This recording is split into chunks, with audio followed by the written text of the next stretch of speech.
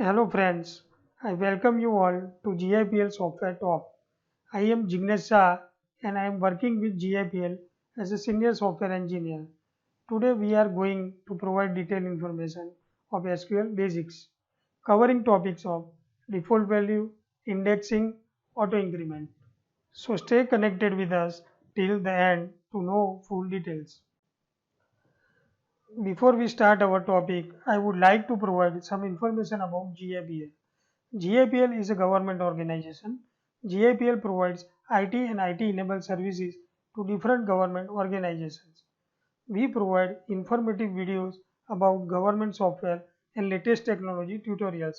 To get latest video, please press on bell icon and subscribe to our channel.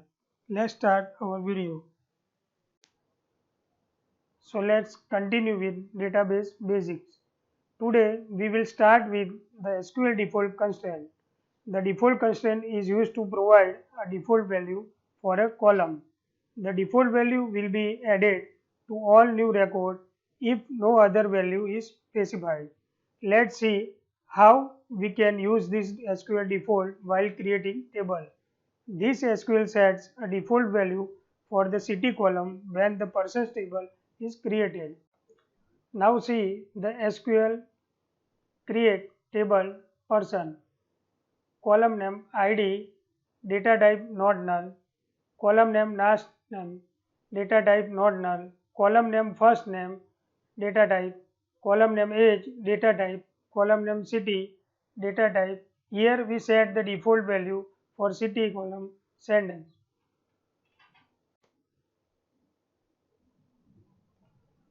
Now see how person table looks like.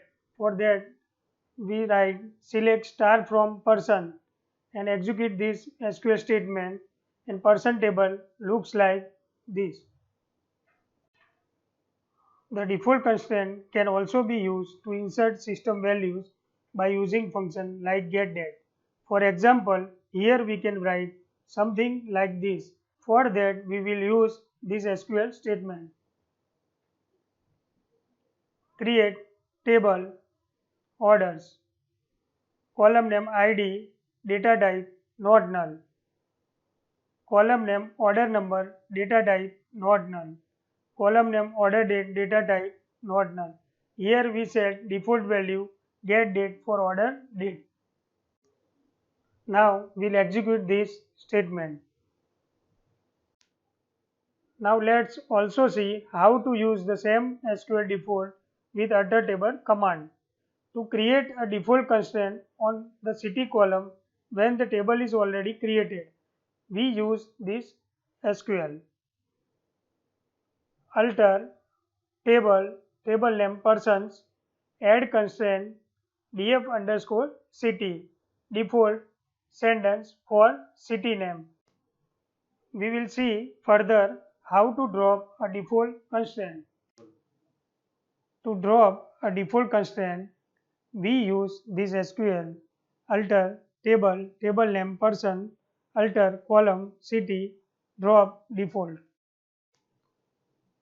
Please note that the manner in which we drop the default constraint is different from the other that we learned in the last lesson. Now let's move on the SQL create index statement. The create index statement is used to create indexes in table. Indexes are used to retrieve data from the database more quickly than otherwise. The users cannot see the indexes. They are just used to speed up searches query. Here I would like to bring you notice that updating a table with indexes take more time than updating a table without, because the indexes also need an updates. So only create indexes on column that we will frequently search again. Let's check upon its syntax now. This create an index on a table and duplicate values are allowed. Here see the actual. Create index name on table name, column 1, column 2.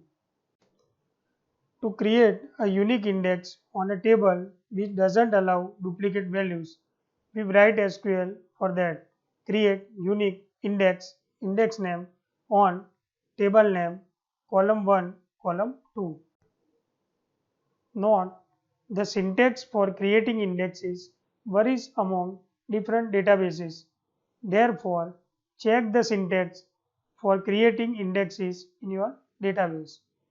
Let's move on. Example: the SQL statement below creates an index name, index last name on the last name column in the person table. Create index last name on person's last name. Now we will execute the SQL statement. If you want to create an index on a combination of columns, you can list the column name within the parentheses separated by commas. So next we will see how to drop this index.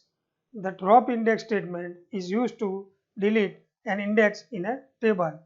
Here is the syntax for drop index.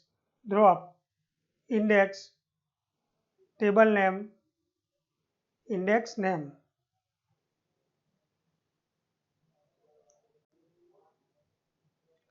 Next, we will move on the auto increment field, which is really very important aspect. Auto increments allows a unique number to be generated automatically when a new record is inserted in a table. Often, this is the primary key field that we would like to be created automatically every time a new record is inserted.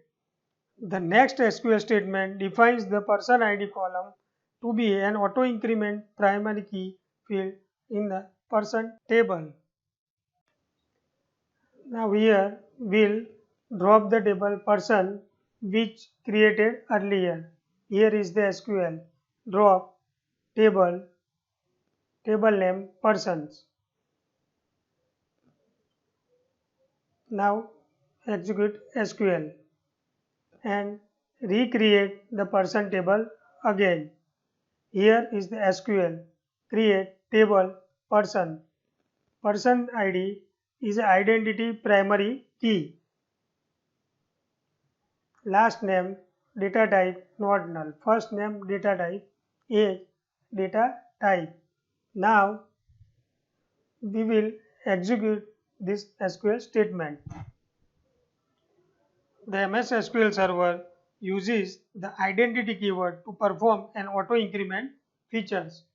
In the example above, the starting value for identity is 1 and the increment by 1 for each new record. There is a tip to this.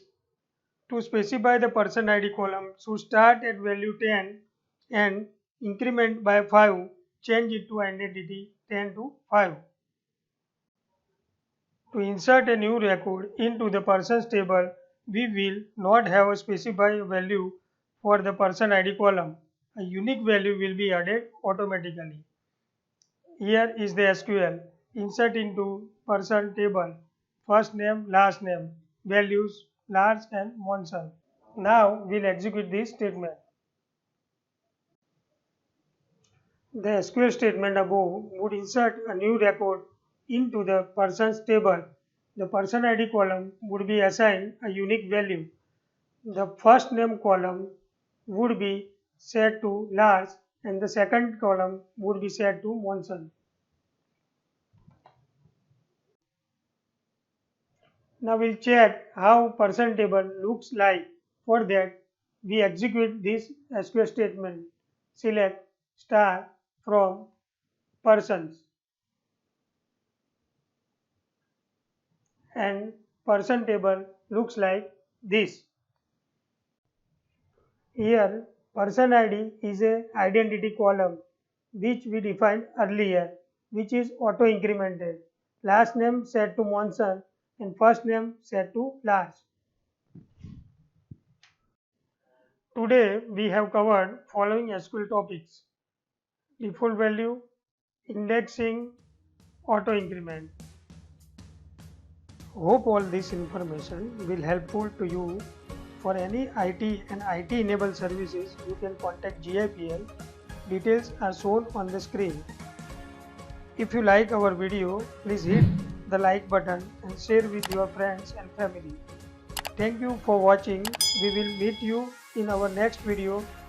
Till then, stay safe, stay home and take care of yourself.